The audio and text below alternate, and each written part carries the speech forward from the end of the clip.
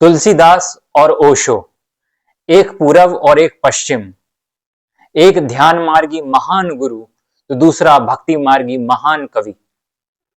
इन दोनों में बस एक बात समान है कि ये दोनों दावा करते हैं कि हमने जीवन का परम लक्ष्य, परम विश्राम पा लिया है।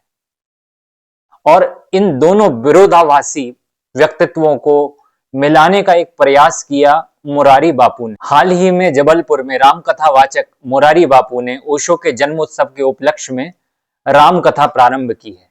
वे तुलसीदास के रामचरितमानस पर ही कथा कहते हैं, साथ ही वे ओशो के भी बहुत लंबे समय से बड़े प्रेमी रहे हैं। उन्होंने कई बार सार्वजनिक मंचों पर ओशो के प्रति अपना प्रेम जाहिर किया है।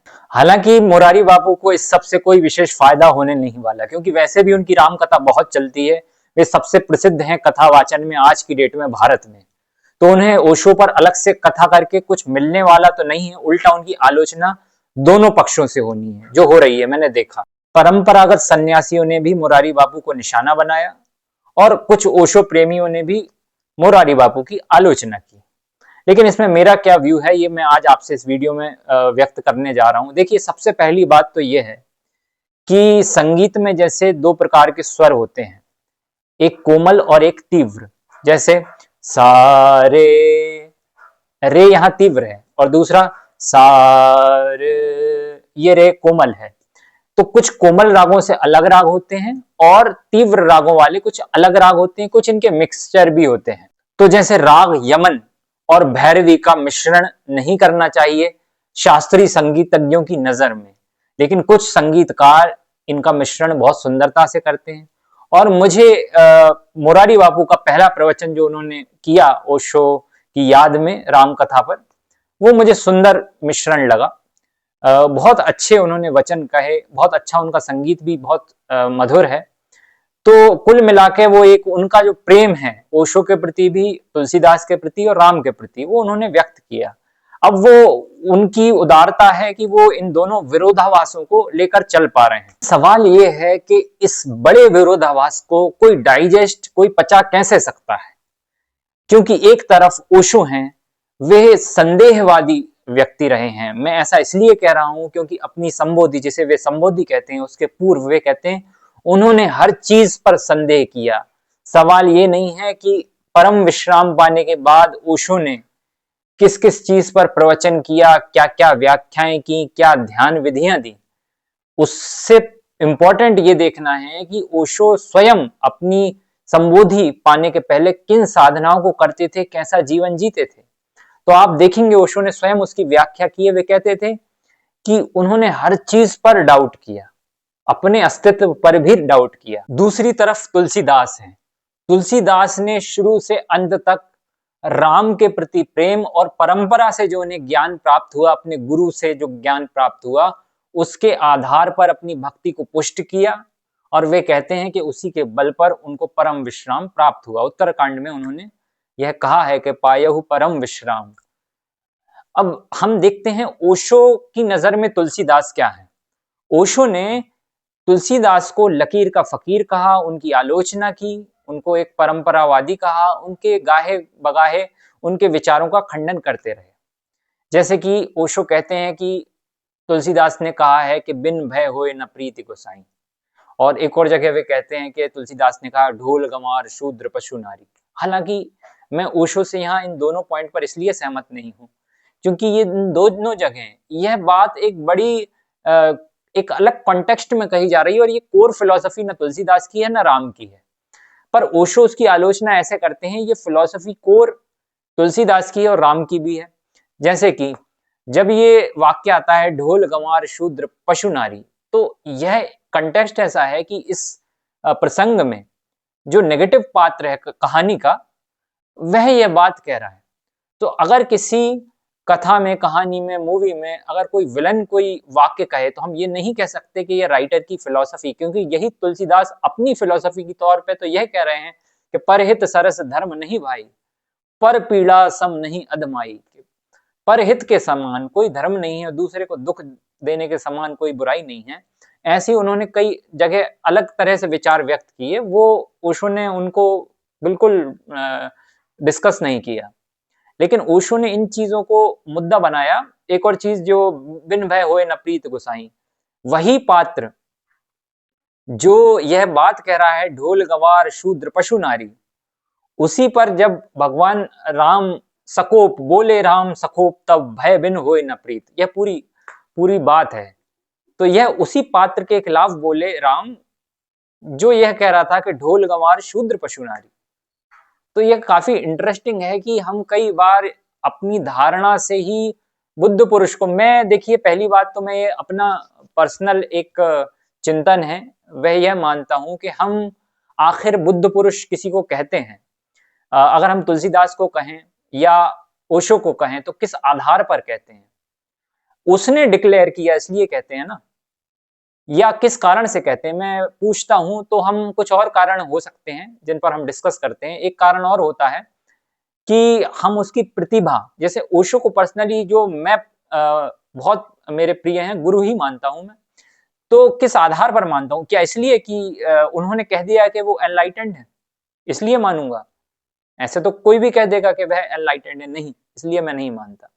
हम निश्चित रूप से उसके विचारों के द्वारा, उसके पढ़े लिखे या सुने हुए के आधार पे हमारा प्रेम डेवलप होता है, हमें उसकी बात पर विश्वास होता है। इसी तरह अगर मैं तुलसीदास के प्रति मेरी श्रद्धा है या प्रेम है, तो वह सिर्फ और सिर्फ उनकी पोएट्री का मैंने उसी तरह अवगाहन किया जिस तरह मैंने ओशो के विचारों का अवगाहन किया। तो निश्चित रूप से ऐसी पोएट्री न भूतो न भविष्यति, असंभव है, एक मानव की क्षमता के परे की बात है। यह एक इतनी डिवाइन पोएट्री है और ये मैं नहीं कह रहा, पूरी दुनिया में इसका लोहा माना जाता है। इसके अलावा ओशो जो तुलसीदास पर कहते हैं, वे कहते हैं कि तुलसीदास लकीर के फकीर हैं, यानी पारंपरिक हैं। तो ओशो जिन लोगों को बुद्ध पुरुषों की श्रेणी में रखते हैं, रामकृष्ण परमहंस, वे भी एकदम पारंपरिक संत रहे। वे शुरू से आखिरी तक जितने भी रिचुअल्स होते हैं उनको अप्रिशिएट करते रहे। वे ही नहीं, ओशो एक अन्य महापुरुष को बुद्ध पुरुष की श्रेणी में रखते हैं, महर्षि रमन। वे भी शुरू से अंत तक रिचुअल्स को उन्होंने कभी डिनाई नहीं किया, एकदम पारंपरिक रहे।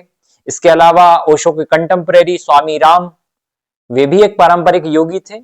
वे भी रिचुअल्स को, पूजा पाठ को, इनको डिनाई नहीं करते रहे। लेकिन हाँ, ये बात जरूर है कि इन सभी ने आडंबरों पर चोट की। आडंबरों पर चोट तो तुलसीदास ने भी कही, इसलिए जितना विरोध कबीर का हुआ है उससे ज्यादा विरोध तुलसीदास का काशी में हुआ है। तुलसीदास की रामचरितमानस को एकदम स्वीकार नहीं कर लिया पंडितों ने, भारी विरोध हुआ है और इसका जिक्र खुद तुलसीदास ने किया है कवितावली में। ओशो कहते हैं कि कबीर को अनुभव था, स्व अनुभव था, तुलसीदास को अनुभव नहीं था। अब एक बात बताइए, हम क्या ओशो के वचन के आधार पर ही राय बना सकते हैं?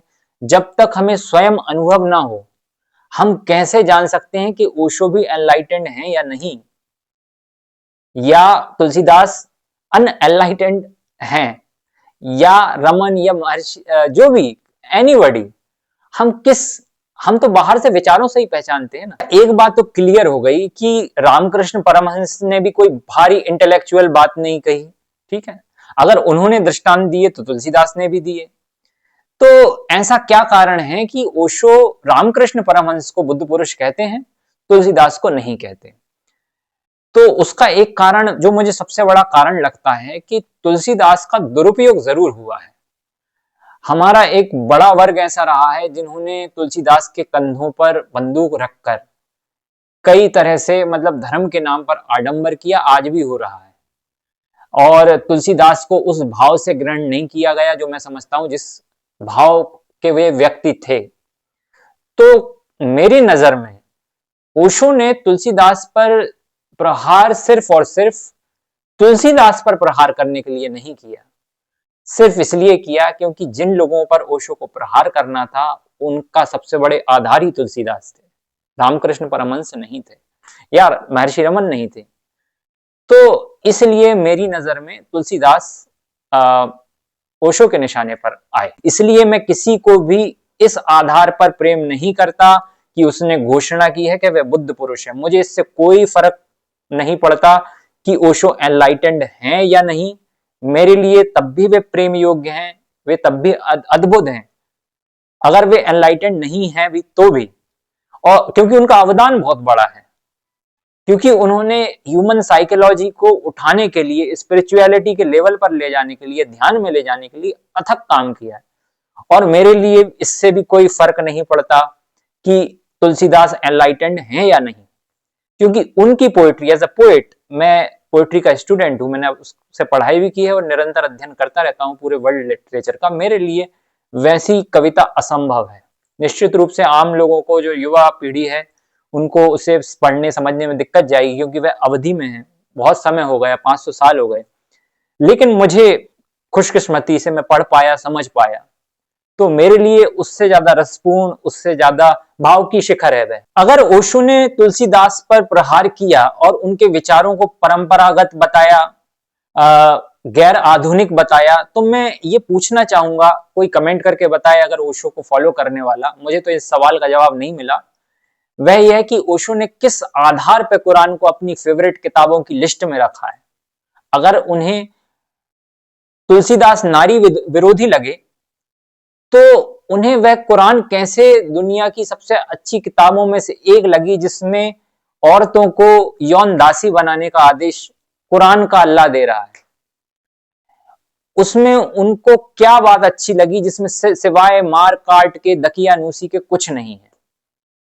ओशो किस आधार पर मोहम्मद को बुद्ध पुरुष कहते हैं? मैं एक उदाहरण देता हूं कि कुरान में अल्लाह मोहम्मद को आदेश देता है कि तुम अपनी बहू से विवाह कर लो। उनके बेटे का नाम जैद था और उसकी जो वाइफ थी, उससे मोहम्मद ने विवाह कर लिया, यह कहकर कि ये आयत आई है, अल्लाह ने कहा है, ऐसा कुरान में है। ये अब मैं अपने मन से नहीं कह रहा। इन मोहम्मद को ओशो ने बुद्ध पुरुष कहा है। और मोहम्मद के जीवन को अगर हम देखें तो आप मुझे खुद बताइएगा वे किस आधार पर बुद्ध पुरुष प्रतीत होते हैं कि उनको उन्होंने बुद्ध की श्रेणी में रखा, कृष्ण की श्रेणी में रखा। हदीसों को अगर हम खगाले तो मोहम्मद का व्यक्तित्व जैसा हमारे सामने आता है, उसमें वे कहीं से भी बुद्ध पुरुष तो नहीं लगते। उनके जीवन में हिंसा भरपूर रही और हिंसा आज तक उनके विचार इस दुनिया के लिए समस्या बने हुए हैं। हिंसा आज तक जारी है। और अगर ओशो कहें कि उन्हें ठीक नहीं समझा गया, तो मैं बाकी ओशो के फॉलोअर्स से कहता हूं कि वे स्वयं कुरान का अध्ययन कर लें। मोहम्मद के व्यक्तित्व को बढ़ा चढ़ाकर दिखाने के लिए मुल्ला मौलवियों ने एक कहानी गढ़ी कि मोहम्मद रोज एक गली से गुजरते थे और एक छत से एक बुजुर्ग महिला उन पर कचरा डालती थी। अब एक बार उसने कचरा नहीं डाला, मोहम्मद ऊपर गए उसके कमरे में उसका हाल चाल जाना, तो पता चला कि उसे बुखार था। मोहम्मद ने उसकी सेवा की। तो इससे यह सिद्ध हुआ कि मोहम्मद बहुत अंदर से बहुत अच्छे इंसान थे। लेकिन मजे की बात यह है कि यह कहानी किसी भी इस्लामिक स्क्रिप्चर में नहीं है, और सेम कहानी जो मुल्ला मौलवियों ने गढ़ी, वो शुरू से कहते आए थे, वही ओशो ने कई बार अपने प्रवचनों में सुना मारी। अब ओशो फैक्चुअली इतने रॉन्ग हैं इस्लाम और कुरान को लेकर कि अगर आपको कुरान को डीपली समझना है, आप खुद पढ़ें और फिर ये तय करें कि वह क्या एक बुद्ध पुरुष की कृति है। जो तुलसीदास कहता है परहित सरस धर्म नहीं भाई, तुलसीदास सिर्फ ये नहीं कहता। तुलसीदास नारी विरोधी होता तो उसने तो यहां तक कहा है कि तुलसी चाखा प्रेम रस पत्नी के उपदेश। तुलसी ने अगर परम रस पाया है तो वह अपनी पत्नी के उपदेश के कारण पाया है। और मोहम्मद जो हैं वह ओशो को ज्यादा महान बुद्ध पुरुष लगे, ना कि तुलसीदास जो कि विश्व का सबसे भक्ति का उससे बेहतरीन कवि तो हुआ नहीं है। और हाँ, तुलसीदास और कबीर को आमने सामने भी खड़ा किया है ओशो ने। मजेदार बात है कि दोनों की गुरु परंपरा एक ही है, स्वामी रामानंद की, वह भी ट्रेडिशनल है। तो ये समझ के परे है कि ओशो इस कदर वैचारिक रूप से कैसे पजल्ड हो सकते हैं, कैसे कंफ्यूज हो सकते हैं मोहम्मद को या इस्लाम को लेकर। हालांकि ओशो ने खुद इस्लामिक जो स्क्रिप्चर्स हैं उन पर कभी कोई प्रवचन नहीं कहा, और बल्कि उन्होंने यहां तक कहा कि इसमें कुछ प्रवचन करने जैसा है भी नहीं, इट इज मीनिंगलेस। बट उन्होंने एक बात कही जिस पर मुझे हंसी आती है। ओशो ने कहा कि यह बहुत गाने योग्य है। यानी काव्य, गाने योग्य क्या होगा? जो काव्य होगा ना, जैसे रामचरितमानस है, वैसे वंडरफुल है, उसको गाते हैं, चौपाइयां आज भी गाई जा रही हैं क्योंकि उसमें काव्य था। तो ओशो कहते हैं कि कुरान गाने योग्य है, उसमें कविता है। मुझे समझ में नहीं आता क्या ओशो को अरेबिक आती थी? ओशो को तो संस्कृत भी नहीं आती थी, ओशो खुद कहते हैं।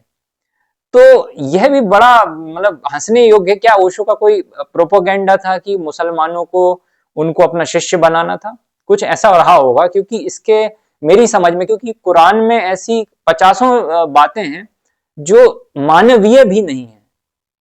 जैसे मैंने एक बात बताया, महिलाओं को यौन दासी बनाने का आदेश, ऐसी हजारों बातें हैं जिनका आज पोस्टमार्टम किया जा रहा है और जिनका कोई जवाब किसी के पास नहीं है। तो I don't know how Osho ने ये देख पाए कि मोहम्मद बुद्ध पुरुष है, या तो उनको आत्मज्ञान से ध्यान में कुछ दिखा होगा, क्योंकि विचार से तो ऐसा नहीं होता। तो मुझे भी ऐसा ध्यान सीखना है, मैं ध्यान सीखता हूँ ओशो से और मुझे उससे बहुत कुछ लाभ हुआ, बट मैं चाहता हूँ मुझे किसी दिन ऐसा एनलाइटनमेंट हो जाए कि उस दिन मुझे पता चल जाए कि मोहम्मद एक बुद्ध पुरुष है। मुझे ओशो भी उतने ही प्यारे हैं जितने तुलसीदास। और अगर कोई इन विरोधाभासों को पचा पा रहा है, हालांकि मैं फिर कहूं, रागों का मिश्रण करना, या आयुर्वेद में भी पथ्य अपथ्य होता है कि कुछ चीज खाने के तुरंत बाद दूसरी चीज खा लोगे जो उससे अपोजिट नेचर की होगी, तो आपको बहुत प्रॉब्लम हो जाएगी, आपको हो सकता है लूज मोशंस हो जाए। तो यह भी है। और राग में मैं बता ही चुका हूं कि जैसे विद्वान लोग, शास्त्रीय संगीतज्ञ जो लोग हैं, वो कोमल तीव्र या रागों को मिक्स करने को बहुत बड़ा एक दोष मानते हैं। कुछ लोग सुंदरता से यह मिश्रण कर भी जाते हैं। मुझे ऐसा लगता है, जहां तक मुरारी बापू हैं, उन्होंने कुछ शब्दों का प्रयोग किया जो मिश्रण ठीक नहीं था, क्योंकि ओशो मर्यादा शब्द के विरोधी हैं। और मुरारी बापू ने बार बार प्रथम, क्योंकि मैंने पूरा नहीं सुना, मुझे पर्सनली मुरारी बापू की कथा मैं ना सुनता हूं ना शायद आगे सुनूं ज्यादा, मैं डायरेक्ट तुलसीदास को पढ़ता हूं। बट मैं जो कह रहा था कि मुरारी बापू ने पहले ही प्रवचन में मर्यादा शब्द को बार बार इस्तेमाल किया। राम भगवान के कई ऐसे भी रूप बताए हैं। अग्रदास नाम के एक पारंपरिक संत हुए मिडुअल एरा में, जहां उन्होंने राम भगवान को भी एक श्रृंगार प्रधान उन्होंने इस तरीके से पेश किया है। तो वे अगर ओशो पर बोल रहे थे तो वह पक्ष भी राम का रख सकते थे। बहुत सुंदर पक्ष है, क्योंकि ओशो मर्यादा शब्द, इसलिए ओशो को कृष्ण बहुत प्यारे रहे, ना कि राम से वो उतना कनेक्ट नहीं करते थे जितना राम के लिए भी उन्होंने बहुत अच्छा बोला है कहीं कहीं, बट ज्यादातर उन्होंने क्रिटिसाइज किया है राम को और तुलसीदास को। तो मुरारी बापू और अच्छा कर सकते थे, लेकिन उनका प्रयास फिर भी, कुछ बातों को छोड़ दें तो ठीक है। मैं मुरारी बापू की राम कथा कभी नहीं सुनता, बस उनके इस प्रयास के चलते मैंने पहला प्रवचन सुना, अगले शायद ही सुनूं, क्योंकि मैं तुलसीदास को सीधे पढ़ता हूं, पढ़ता रहूंगा। ओशो को भी मैं सीधे पढ़ता हूँ, सीधे समझता हूँ। ओशो के किसी शिष्य से, हाँ निश्चित रूप से मेरे जीवन में स्वामी ब्रह्म वेदांत आए, जिनकी सन्निधि में मुझे ओशो का होना समझ में आया, ना कि ओशो के विचार। ओशो के विचार तो आ जाते हैं समझ में, अगर आपके पास थोड़ा भी विवेक है तो आप समझ जाएंगे कि ओशो क्या कहना चाह रहे हैं। अंत में बस मैं एक बात कहना चाहूंगा कि ना तो ओशो के विचार नए हैं, ना ही तुलसीदास के नए हैं। आज की डेट में ओशो नए हैं तो उनके विचार भी नए हैं। वह बेशक एक महान गुरु हैं, तो उनकी महानता एकदम नई है। तुलसीदास की महानता थोड़ी पुरानी हो गई है, 500 साल हो गए, लेकिन उस समय उनकी पोएट्री ने क्या असर किया होगा, इसकी हम शायद कल्पना भी नहीं कर सकते, क्योंकि उस समय के लोगों के लिए वे भाषा एकदम उनकी थी। आज उनकी भाषा थोड़ी पुरानी हो गई है, और तरीका दोनों का नया था। ओशो का तरीका भी नया है और तुलसीदास का भी तरीका बहुत नया था, अभिनव प्रयास था, और विचार दोनों के पुराने हैं। विचार किसी का कभी कोई नया नहीं होता। हमारा ध्यान कैसे गहरा हो, हमारे जीवन में शांति कैसे आए, हम कैसे आनंदित हो पाए, यही हमारा प्राथमिक लक्ष्य होना चाहिए। विचारों में उलझाव से कुछ भी हासिल नहीं होने वाला। धन्यवाद।